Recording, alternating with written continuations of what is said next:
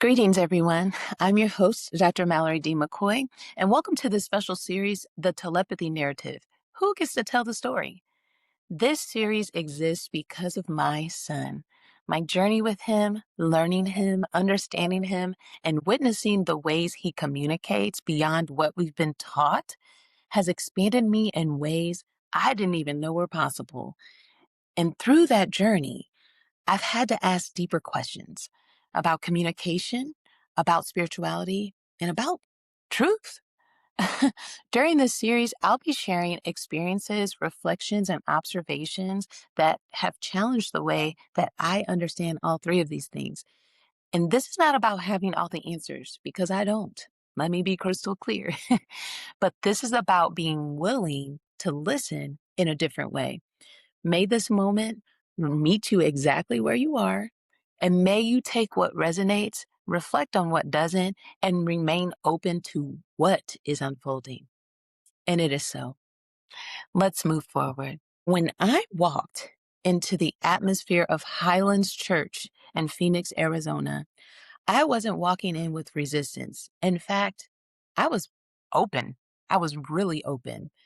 Everything that had happened leading up to that moment, the trip, the encounters, the conversations, it all felt aligned and it felt intentional. So I was walking in with curiosity, not judgment. And in fact, I was opening myself up to be willing to help to move the ministry along, because this was the first time that I had heard that there was a ministry specifically created in a church to support the gifts, the spiritual gifts of telepathic children and young adults.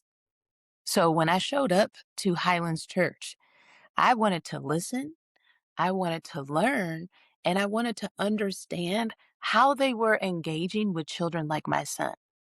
And to be clear, there were things that I appreciated just initially and even before doing research about their mission and their vision of the ministry that the church has and the nonprofit that has spawned off of the church's mission to support children and young adults with telepathic gifts.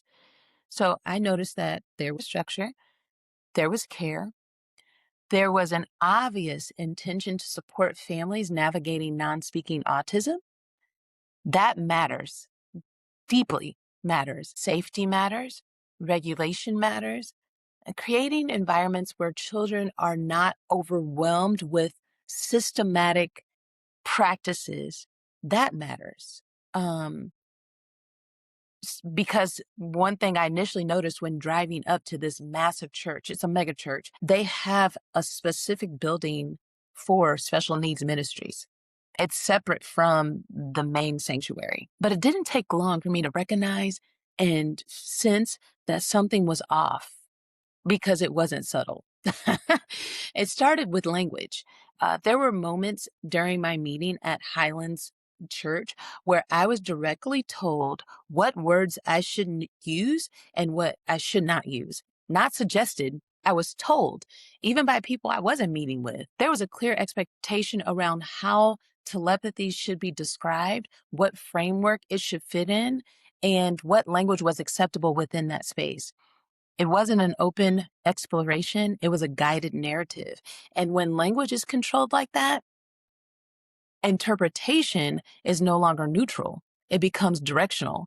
And that matters in this context, especially in spaces where children are already highly attuned. Because here's what I know about children and young adults like my son. They are hyper aware and feel everything. I always say that feeling is my son's biggest sense or strongest sense. They pick up on tone, expectation, approval, and energy, even if the energy is nowhere near. That's my experience with my son. And they know when something feels safe and they know when something doesn't feel safe. In fact, my son is my gauge to if something is safe or not. I know exactly because he has behaviors that he exhibits that demonstrates whether he feels safe or not. So when you place a child in an environment where there's a clearly defined center, where one framework is positioned as the truth, the source, the answer, they will orient to it. Not necessarily because it is their truth, but because it's what's being reinforced. And in the Highlands Church environment, the framework was not ambiguous. It was explicitly Jesus-centered. Jesus is the source, Jesus is the explanation, and Jesus is the lens through which these experiences are understood. And I want to be very clear here. That was not implied. It was clear that if Jesus was not at the center of this telepathic experience, then the experience itself was not valid. Anything outside of that framework was questioned. I'll give an example. In the conversation that I had with Pastor Joe, a couple walks up and they have a daughter who uses spelling to communicate. If you're interested in knowing what spelling is, all you have to do is a quick Google search. I'm not going to spend this time in this space explaining it in my example, but when I mentioned about my son opening me up to my own gifts, and my gift is claircognizant, I just know things that I can't explain that I know. I was redirected by a stranger who was standing behind me to say that I am not using that word because that word doesn't glorify Jesus and it's a part of the new age. And so he says, we don't use those words around here. And I was like, okay. Wild. Anyway, discernment was questioned. My discernment was questioned, not because I lacked clarity, but because my clarity did not align with their clarity or what they have become clear about. I came into this space to seek understanding, to highlight gaps. When I went on the website and even just in my experience at the church right there, I noticed that there was an accessibility gap.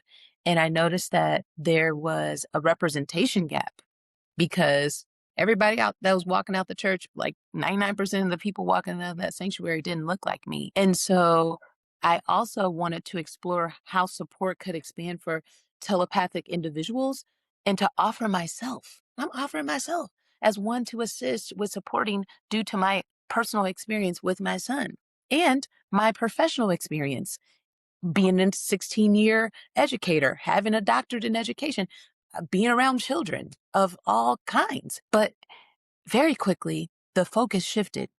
It shifted away from the children and away from the experience and onto me. And so I was put into a space where my beliefs, my spirituality, my framework were being questioned. And when I mentioned my center beliefs as everyone is a child of God and love is the only religion, I felt the shift immediately. And it wasn't loud or aggressive, but it was final. Because in that moment, I understood that those statements were not compatible with that space, surprisingly enough. I'm still shocked. And once that incompatibility was established, any openness to working together, building or expanding understanding was no longer available.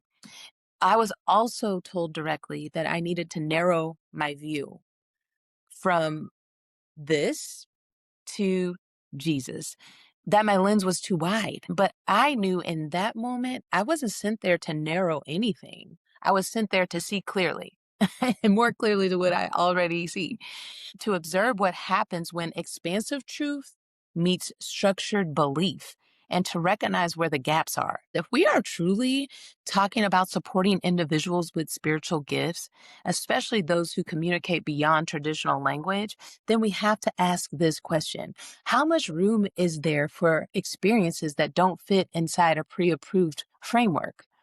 Because if the answer is only as long as it points back to what we already believe, that's not exploration, that's filtration. And as I continued to observe and engage, and mind you, I was only in the space for 1 hour and some change, I became aware to something else that was also not subtle. There was a clear presence of spiritual superiority. And you may say, hey, we were in a church, like, duh. Wouldn't you expect there to be spiritual superiority? But no, Christocentrism is the formal term for this type of spiritual superiority. And I learned that term during my equity and inclusion trainer training. I used to train educators as a educator myself in the diversity, equity, and inclusion space. So it's an underlying assumption that this framework, this interpretation was the highest or most accurate understanding of what was happening. There was also ageism present, moments where my perspective wasn't met with curiosity or equal engagement, but instead positioned as something that needed to be corrected or narrowed because someone had 50 years of studying the Bible. And as a Black woman, I could not ignore what was missing. There was a gross as in large, lack of representation, a lack of cultural awareness, and a lack of lived experiences reflected outside that worldview. Again, the church looked like a college campus. And like I said, when the church let out, there was only a few people that looked like me to walk outside of that sanctuary. And the message, whether intentional or not, was super clear. This space exists, but exists in these terms.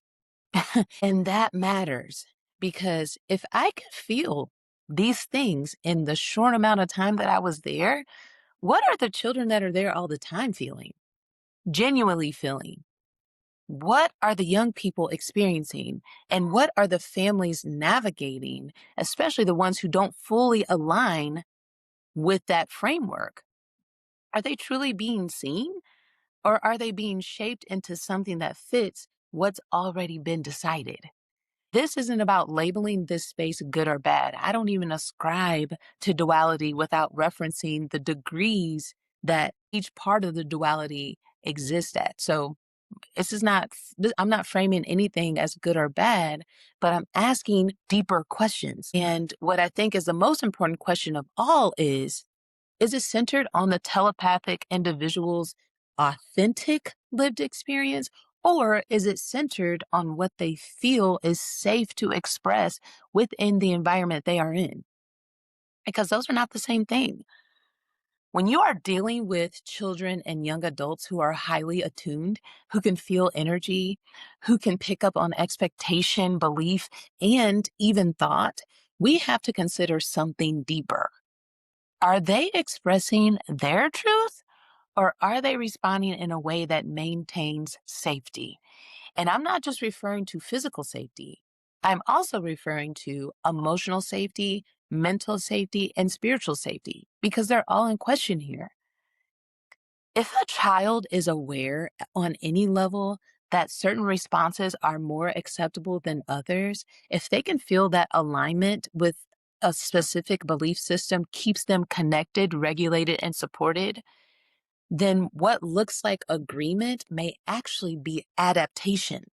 It may be attunement for survival. And if we don't account for that, we risk misinterpreting what's actually happening. We risk calling something confirmation when it may, in fact, be fawning. And that distinction matters. Confirmation assumes alignment, that what is being expressed is fully true, fully chosen, and fully reflective of that individual's internal experience. But fawning is different. Fawning is what happens when someone becomes so attuned to their environment, to expectations, beliefs, and emotional tone in that environment that they respond in ways that maintain connection, even if it doesn't fully reflect their truth. Pick me. I actually have done several podcasts on my experience of fawning growing up. It was my trauma response along with flight. So I was a flighter and a fawner. But this is not because they're trying to be deceptive to the caregivers or to the people that are responsible for them. And this is not because they don't know. It's because on some level, they understand what keeps them safe.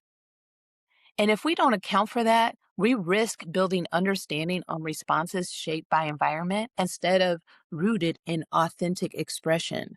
And that matters because if we're truly trying to understand these children and young adults, we have to be willing to ask, are we hearing them or are we hearing what feels safest for them to say? And if we are going to have honest conversations about telepathy, If we are going to say that these children and young adults are showing us something beyond what we've understood before, then we have to be willing to listen without deciding in advance what their experiences are supposed to mean. That is when it became crystal clear for me. This is not about sharing my experience. This is about protecting the integrity of theirs. And that's something I don't take lightly because they are me. We are all connected. We are one. And if these children are communicating something beyond what we currently understand, are we actually listening to them? And not just listening with our ears, listening is a whole body sensory experience. This is what I've learned from my son. Are we interpreting them through what we've already decided is true? Or are they responding in a way that keeps them safe because they already perceive that their physical, mental, emotional, and or spiritual safety could be jeopardized if they respond differently? Because even in that space, I told you, just the short time I was there, anytime I said something outside of the framework, like Jesus is the answer, Jesus is the truth, Jesus is the only way, I was corrected, even by strangers. So once these questions opened up for me, I couldn't close it. And I can't close it. It spawned this whole series. So in the next episode, I'm going to talk about narrative and who gets to define what this experience actually means.